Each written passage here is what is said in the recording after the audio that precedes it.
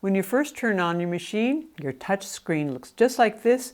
You are in straight stitch, ready to sew. You can always choose something else, and to get right back into straight stitch, just touch that again.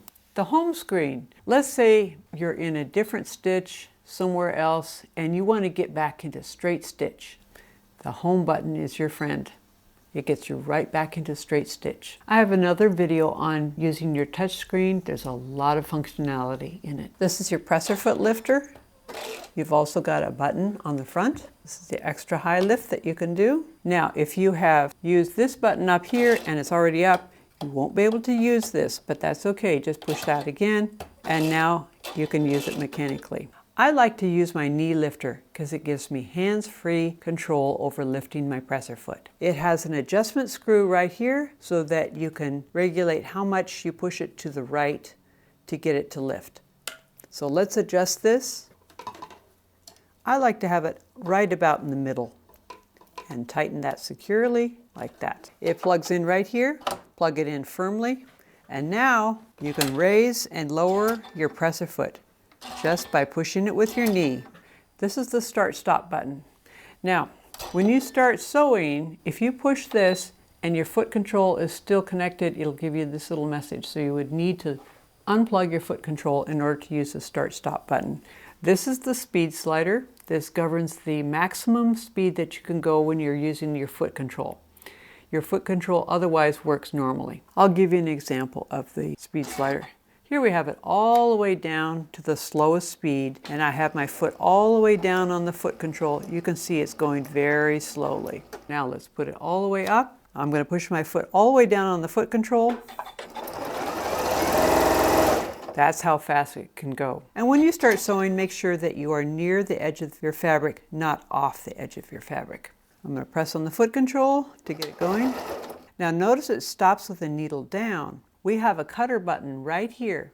Push that, it lifts the needle, lifts the foot, and cuts the thread. Then we have a thread cutter up here, so once you're done sewing, you can easily cut your threads, just like that. Okay, to put a back stitch at the beginning and at the end, here's your back stitch button. Push back, and then when you're at the end, push it again, and we've done our back stitch. Now what if you want a back stitch automatically? That's a really neat feature. Go over here to your touch screen and push this one. This will give you an automatic back stitch at the beginning.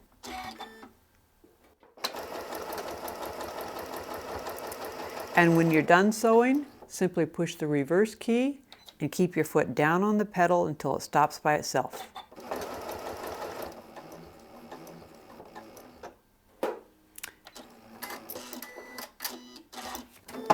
Pretty neat feature. This button here is the needle down, so it goes all the way down into your fabric. Press it again and it goes all the way up. We have knobs on the right. Here we can move our needle position. And if you're in zigzag, you can make it wider or narrower as you choose. Back into straight stitch, we can make it longer, like for basting, or much shorter. And again, to get back into default, just choose your stitch again.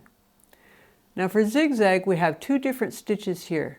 We have the M, that means when you widen and narrow, it widens and narrows from the middle. The R zigzag means it stays the same on the right and widens or narrows towards the left. That's really good if you're edge stitching some fabric and you want to have it maybe a little wider or a little bit narrower. We have several other videos on this machine. If you've enjoyed this video, give us a like. And if you have comments, questions, or ideas for other videos you'd like to see, let us know in the comments down below. Thanks for watching. Bye.